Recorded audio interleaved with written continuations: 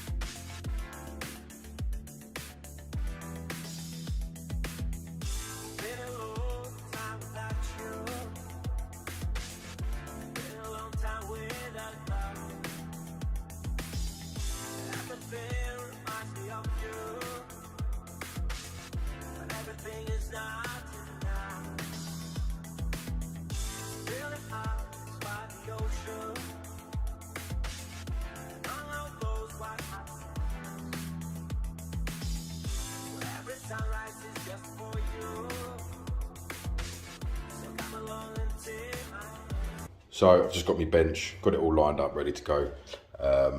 Flywheel, timing, and then obviously you've got, they're all numbered anyway. So you got E, 1, 2, 3, 4, 5, 6, 7, blah, blah, blah, blah. And then you've got your exhaust side as well. But if you look at the state of this, look how disgusting that is. This is not a well-maintained car. I'm quite glad I'm doing this because that is not a looked after car at all.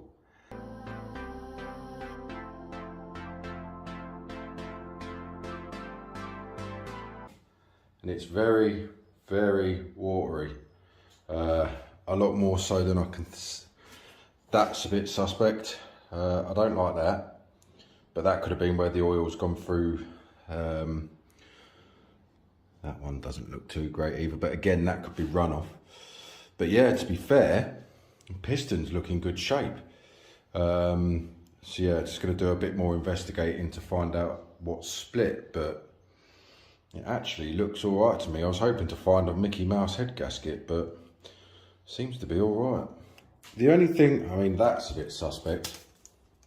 That there is a bit suspect. That's wetter than normal.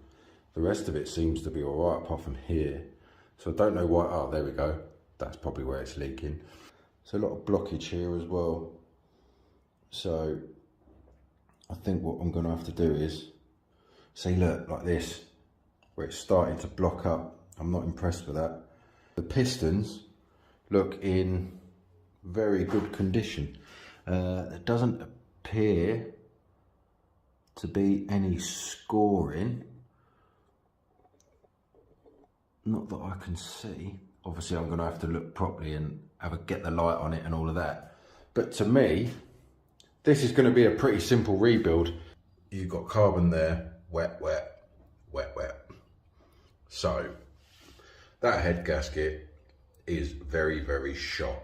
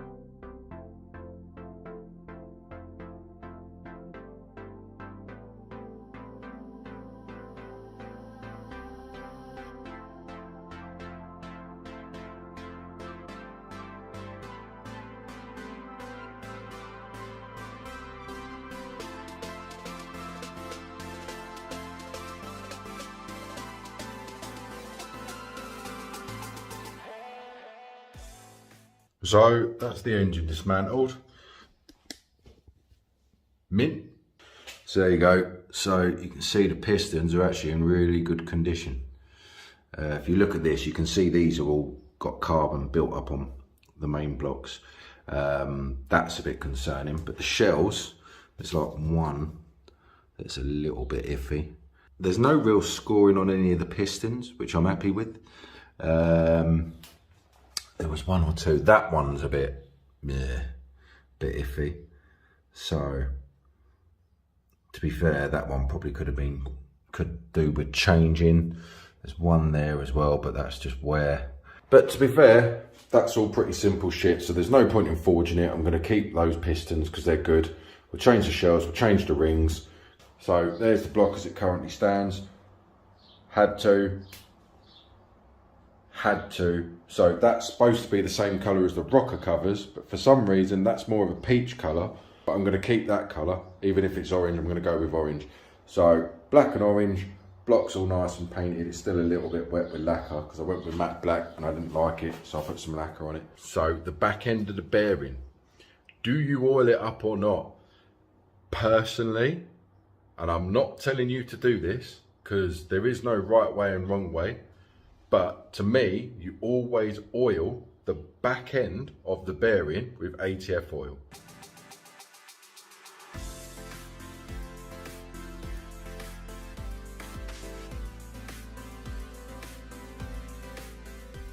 ARP, I'll show you. The ARP instruction manuals actually says 60 foot-pound there. So it also got a little disclaimer there saying obviously if you go aftermarket, then factory specifications might change. So it's spinning nice and free.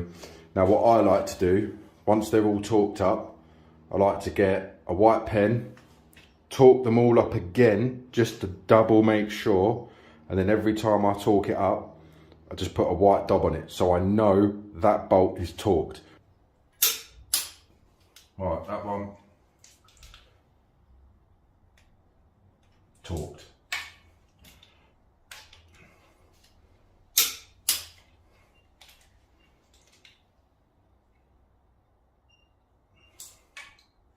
So yeah, that's what I do. I just literally just mark them off with a white pen, just so I know that they're all torqued up.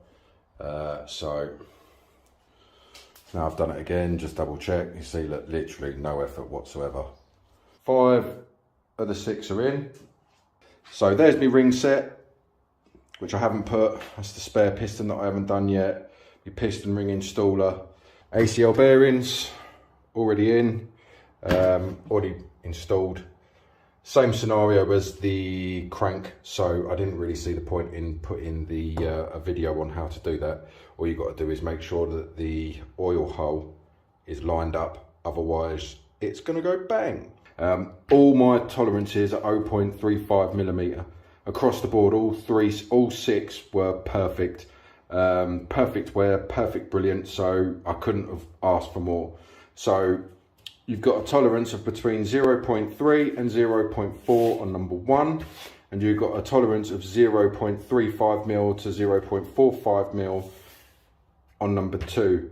Now, from memory, the maximum was 1 mil on that one, and I can't remember the mil on that one, but it will all be in that workshop manual, but I'll show you what I mean. So the first thing you want to do, get number 1. So this is piston ring number 1. So quickest way to do it, this is what I do. So just clamp it together, push it in, twist it so it's quite equal. Then what you need to do, get your piston, push it in. Now I always go to piston end just to make sure. The workshop manual says 105 mil. I don't think you need to go that far down. So you are going to need some feeler gauges. So you got 0.88 mil. So my ones were 0.35. So there we go.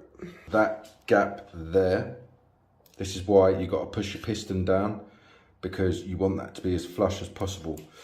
So you want a tiny bit of friction. You don't want a lot, just enough so you can feel it. You don't want it like flapping around. You just want it so it's got a nice little bit of tolerance. And literally, same with number 2. Put it in, piston down, check your tolerances. Obviously mine's 0.42, which is dead, well, it's on the higher end, but then it has done a lot of mileage, so we're good to go with that one. So first thing you're going to want to do, clean up your rings. A lot of people will use piston ring installers. I don't. Really, you should be using them, but just because I've done this so many times, I don't bother. So first one you're going to want to install is your oil one. Now again, you shouldn't really be doing it the way I do it.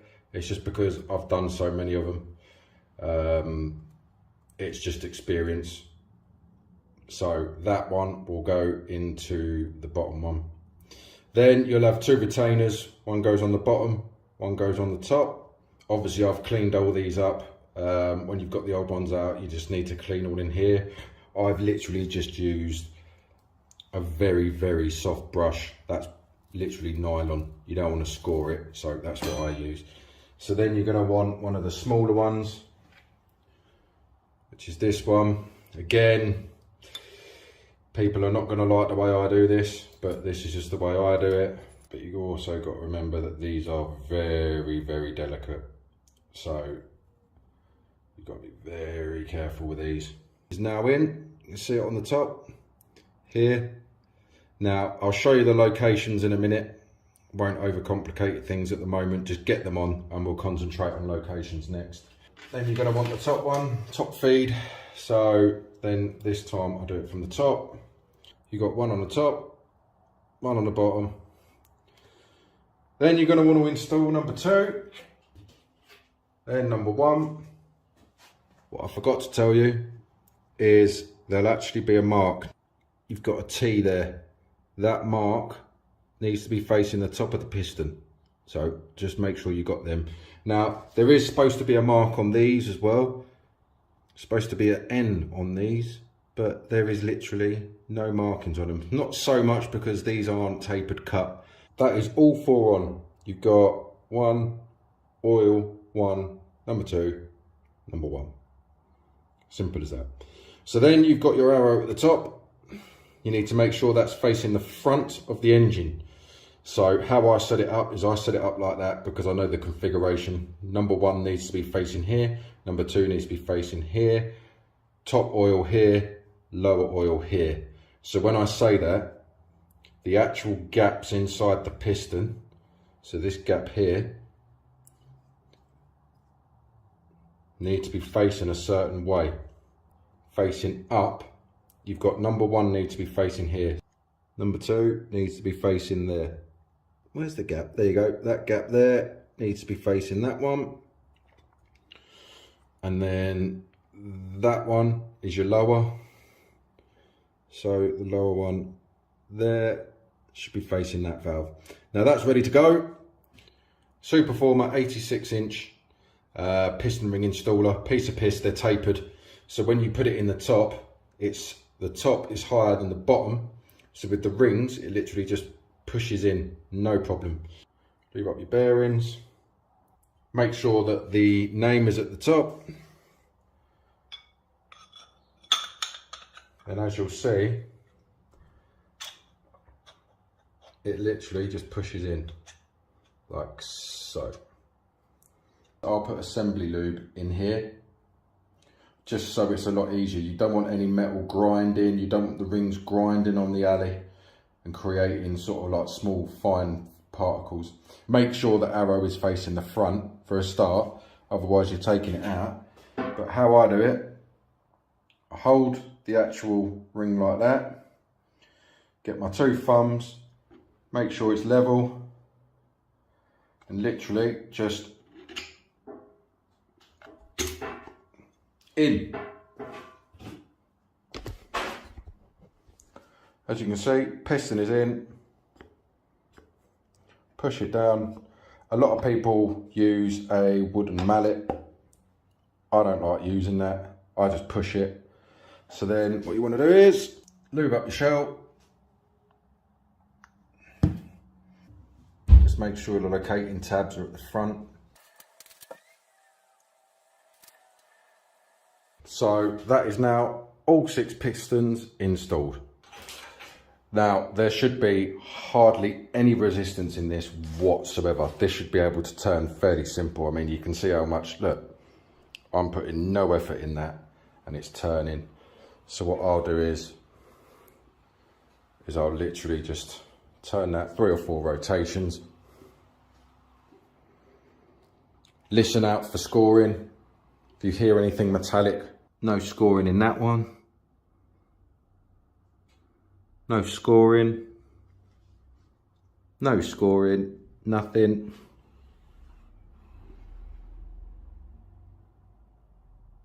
Nothing. And nothing. So obviously these have their own torque settings, which will be specific to Toyota. So you need to make sure that you're aware. Always follow the instructions supplied with the hardware that is given. So as you can see there, 65 foot-pound. So if you see here, there'll be numbers. So you can see the join there. So you see 2UB matches up perfectly. 2KB matches up perfectly. As you spin them round, 2MB, 2MB match perfectly. So I know 100% I've got them matched up. So you've got 2Q and 2T. So that's them all torqued up. There's a nice little ARP badge there. So whoever buys this off me can see that it's actually genuine. So what I'll do now All 6 pistons back in, ready to go. I polished it up, mainly for flow, but I haven't gone too mad. I'll show you. So there's the inlet. As you can see, it's smooth, but not mirror polished. I don't believe in mirror polished.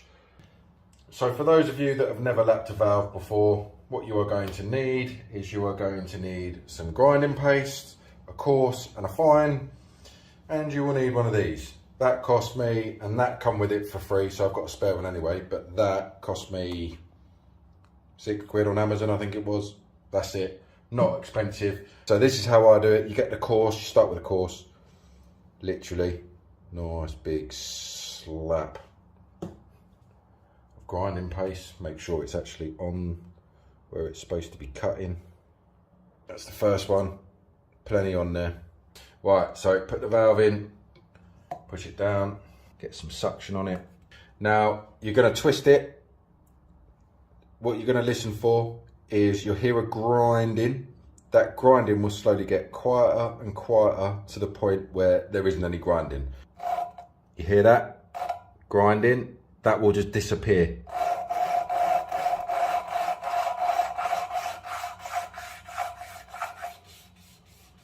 So I do this 2 times with every valve.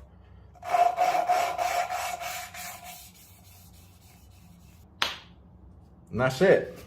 Pump's all cleaned up, silicon's on, let's slap it on. I'll put a link in the description.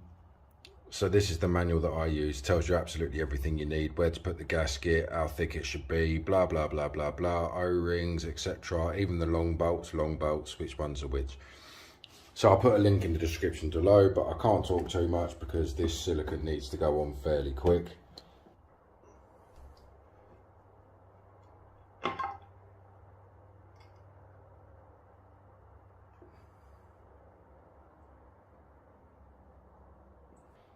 Rear main housing, that's all torqued up and siliconed.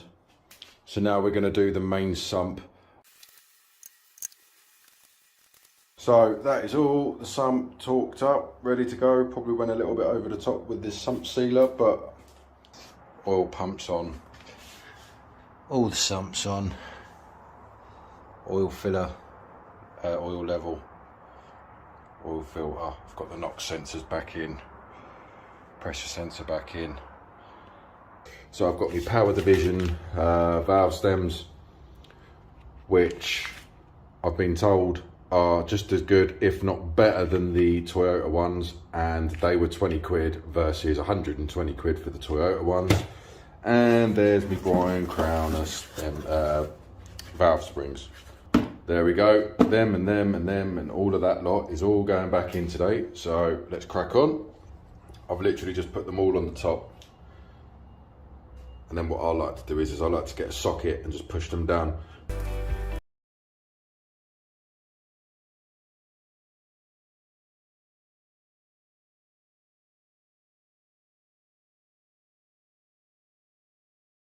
So now what we got to do, get these bad boys in. Yes. So we've encountered a little problem. So that's the original top hat. Original top hat sits straight on. No problem. Goes in, got quite a nice little bit of play. Brian Crowner valve. Original top hat. Does not fit. Now, I don't know whether this is just because of one of those little small intolerances between 1 and 2Js, or they just want you to spend 300 quid on their retainers. I don't know. If you've ever had this problem, then let me know. But what I've had to do, I've had to just literally grind down the inside of the valve and grind down the top of the top hat, and then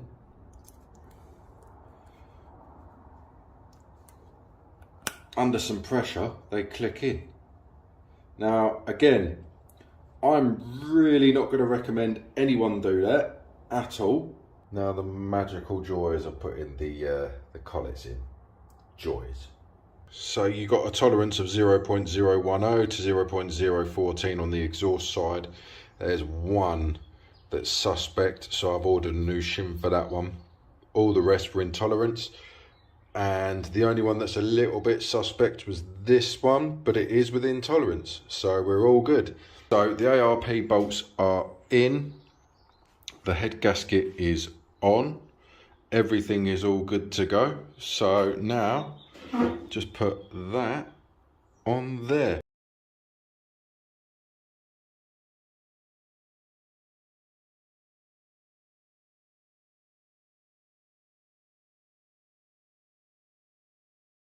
I just want to make sure that it's actually sitting inside the dowels, which obviously this one is.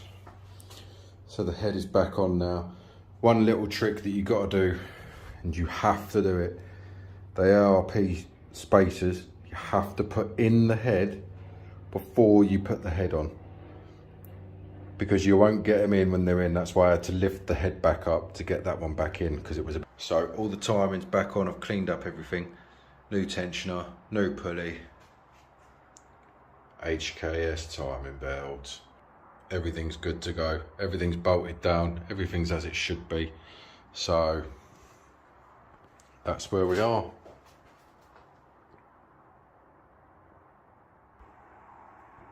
There she is. Engine's all in. Turbo's on. What do you think of that colour? Exhaust is on. Plugs are on. Looms are in. Just topping up the gearbox. Literally, nearly everything is ready to go. So all the power steering's topped up. All the silicone hoses are in. The rocker covers are in. So we are literally good to go.